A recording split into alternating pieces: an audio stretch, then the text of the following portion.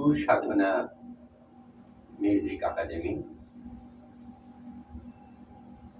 তার তরফ থেকে আজ আপনাদের কাছে এসেছি আমাদের নিবেদনে সুর সম্রাজ্ঞী আশা ভোসলেজির একটি স্মরণ করে আমরা সঙ্গীত সন্ধ্যা করছি।